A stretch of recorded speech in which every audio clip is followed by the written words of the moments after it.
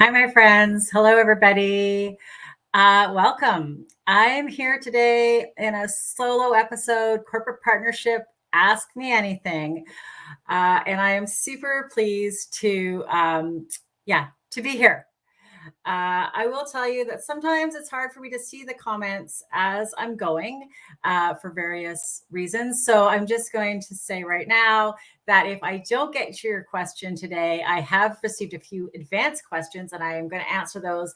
I will absolutely answer them in the chat or follow it with you by DM because this is an Ask Me Anything and I am going to do my best to cover it. But please let me know you're here.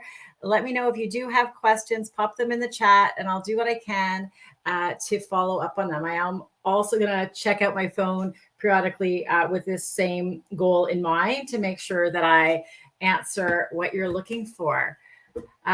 So that's the plan for today. I'm going to start with some few questions, but I just want you to know that I really appreciate you being here. I've been doing LinkedIn Live once a month since September. I committed to myself to do it. And this month, you know what?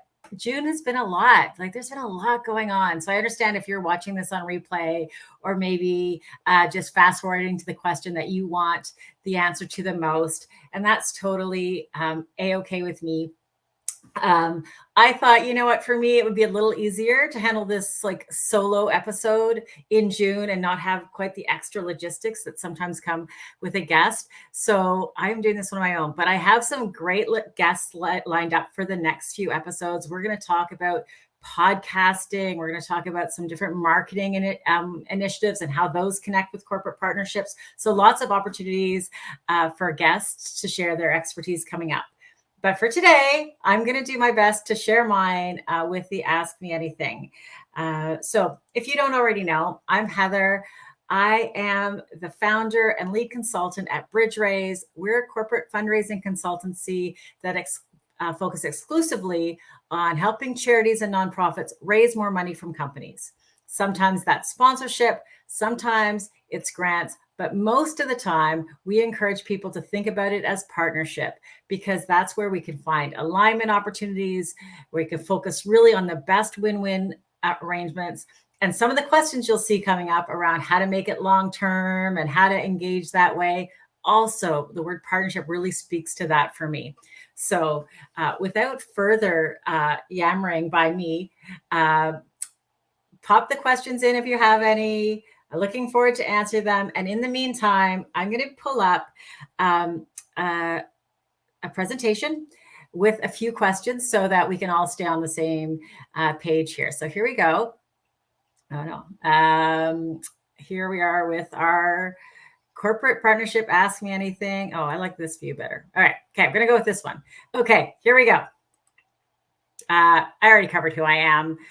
The only new piece of information there, I am a fundraising booster. And what does that mean? I believe in fundraising. I know it is part of the solution, and in particular, of course, corporate partnership, charity partnerships.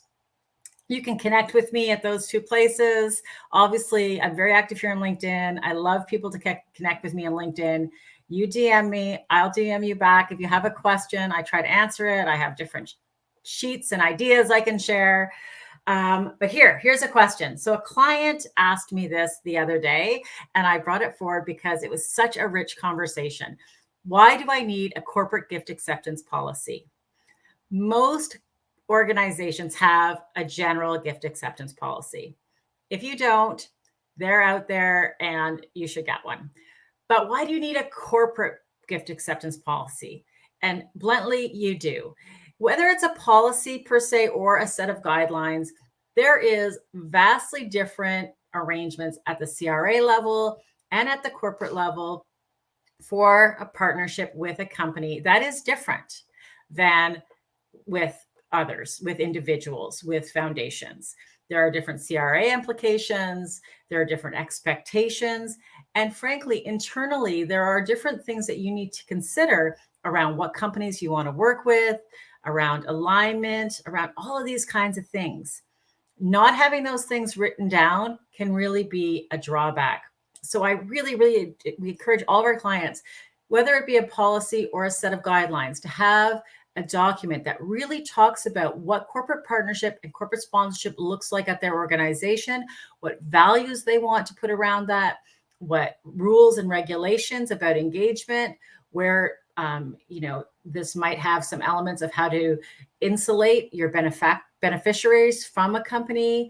It may have some rules about what sectors you do and do not take money from. Super, super valuable. The bonus value on this one, I'm going to tell you a little story. We were working with an environmental organization, and their role was around educating young people on environmental initiatives. There was some really cool impact metrics that came out of it. And there was a number of companies that would love to work with this organization. Already, some of them were, in fact, working as content producers and collaborators with the program team. But the program team did not want financial arrangement in place. And the main reasons were a whole bunch of concerns they had about what would happen to the partnership if they, in fact, put a financial arrangement in place. We worked through the guidelines together, and by the end, they were totally on side because it was written down. There was guidelines around how things were going to work. It gave program team the real confidence to see how a financial arrangement would be beneficial for the whole organization. So definitely think about the other side of it, how this can bring your team together and coalesce the team behind what you're trying to do. It adds to transparency within the team and externally. So I love having a good corporate partnership policy or guidelines in place at your organization. And yes, you definitely need one. Okay. Good. Welcome to all that are joining live. As I said, if you have any questions, they are working today in my chat, so that's awesome. Please do put the question in. And I'm going to keep going with questions that were already submitted. One of them, do I give a company exclusivity? This comes up so often. So often, in fact, I'm going to share with you a link in the chat around another show that I was on last week, I think, a podcast where we talked about this extensively. But for right now, what I want to tell you, sometimes that's the answer. Sometimes. I know that's not what you wanted. You wanted a yes or no. Sorry about that. Sometimes you should have exclusivity. I would say almost never across the entire organization. Sometimes within a specific program or project, if the investment is significant enough. The best option is to be thinking about exclusivity by category and for a specific project. So you want to make the exclusivity as contained as you can, create really clear boundaries around it, and that allows you to have more than one organization on board. Having said that, I also love working out what is the response where you say no. Maybe it just doesn't fit for your organization and the answer is no.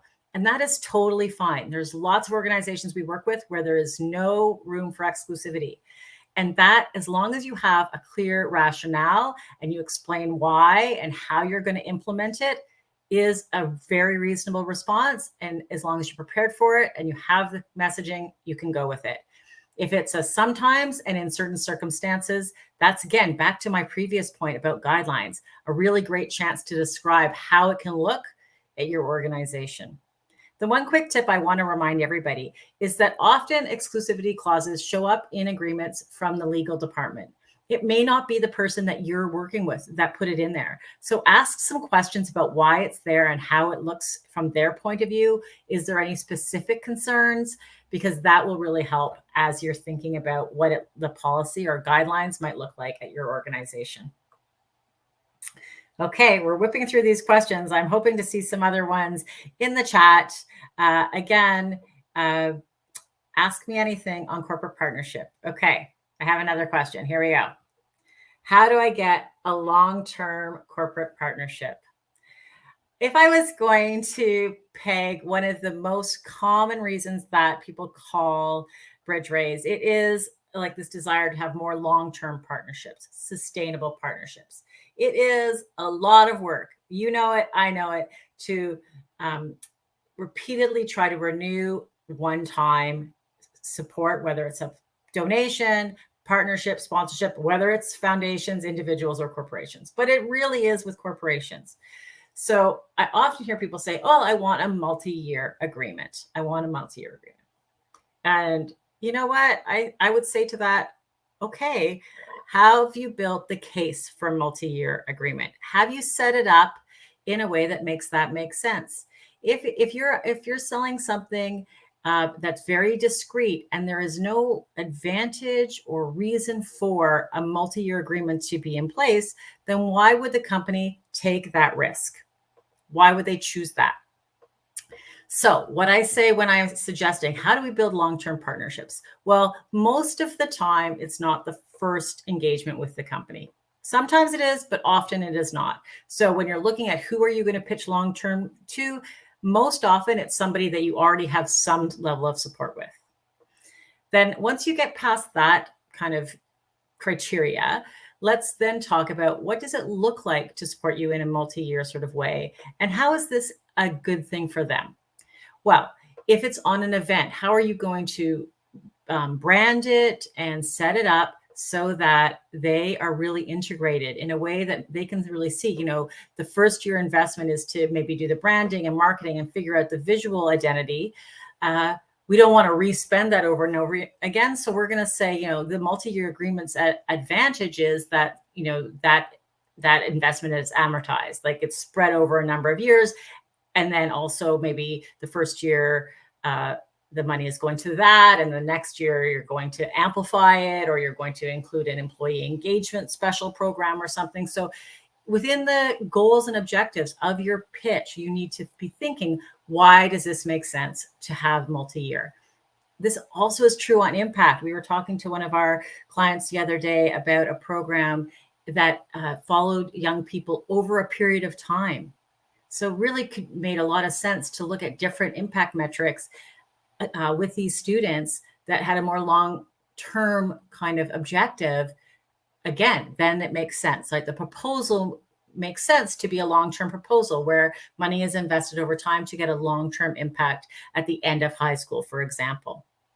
So if you're thinking long-term partnership, it is really important to not think about it just from like, this would really help our sustainability, therefore I'm going to ask, and think about how can I strategically build this case in a way that sets that up. Okay. So, oh, I see a question. All right. I'm gonna let me come back to that one right at the end. I will make sure I have time. I have, okay, the classic. How do I find the right contact and their email? Well, first of all, I'm not going to give away all our secrets because, you know, this is a service we do support our clients with, but I will tell you a few strategies I want you to know. First of all, finding the right person involves first knowing what you're selling. So what is it that you're trying to offer the company, and then matching up the who to the what. So if it's an HR initiative, you know, you might be looking for a person in HR. If it's a C-suite initiative, how are you going to get to the C-suite? You know, think about the what. Is it a community investment initiative? The community investment people. So that's a starting point. Then we need to decide based on the size of the proposal, the complexity, the size of your organization, what person is most appropriately positioned. Is this the person that's the head of the department, or is this the person who is responsible for smaller portfolios? So thinking about that, if it's an organization that has a bunch of different people, if it's an organization that doesn't have a bunch of different people, then maybe they have a more general title. They might have a business development title. They may have a PR title. They may be the executive assistant, right? So who is the right person? So doing some research to figure that out and matching the what and the why is my first strategy. We then do a lot of thinking, excuse me, and searching through LinkedIn. LinkedIn is a fabulous tool for this and can really help you think about who the right people might be. And then after that, getting the email address. There are databases for this purpose. We also do some research to get that person's name. And also, best case, go places and meet the people that are responsible for these things. A great opportunity for that is coming up this fall I will put the link in the chat at the end. The Corporate Partnership Conference is in Toronto. I know there's a sustainable development Goals Conference in San Diego. So there are different conferences where many of the people who are involved in this sort of work on the company side are. And going to those conferences and meeting them in person, really the best way to get their contact information. But of course, there are databases, et cetera, that you can leverage to do so as well. Dun, dun, dun. Here we are at the sort of doomsday question. Are companies cutting their community investment budgets? The first thing is all companies are never doing the same thing at the same time. So I always say in any situation, there are companies that are going to be doing better and there are companies that are going to be more challenged, right? So this is back to before you reach out, know where the company that you're reaching out to is at. You know, there's some companies that thrive in recessions, that there's some that don't. We know that the tech sector right now is laying off a lot of people. We're seeing people get laid off in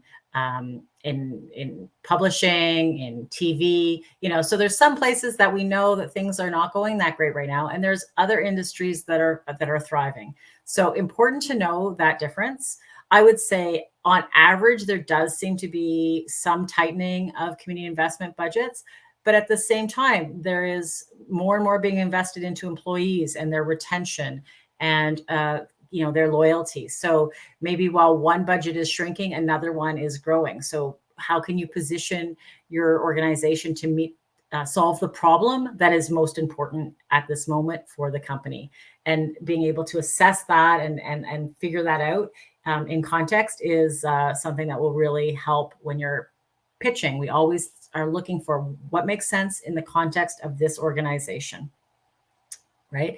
So are they cutting their budgets? Maybe, but that doesn't mean that you don't have an opportunity to be part of their solutions. And as long as you're thoughtful about that and positioning it carefully, you're in good shape. Also gives you a chance if you're in the renewing, make sure that you're really stewarding those partners because you want to be in the group of companies that charities that they're sticking with. And we haven't heard actually that many that are abandoning their partners. There's a few that are shrinking the investment a little bit or stretching it out over a longer period, some things like that, which they can figure out in conversation with you. So make sure that you're really open to those conversations and figuring it out with them. And let's all hope that this is a sort of short-lived period. Oh, okay. So before I go to wrap up, I'm going to answer other questions that are in the chat. Okay, here we go. Hi, everybody. Thanks so much for joining live. I really, really appreciate it. I know, as I said at the beginning, June is such a busy time, and I know school's getting near the end, and certainly at my house, that's the case. And so people are taking some extra time off and trying to get everything done before that. So the question that I have here, the value of social media in early prospecting and identifying corporate prospects. I love this question.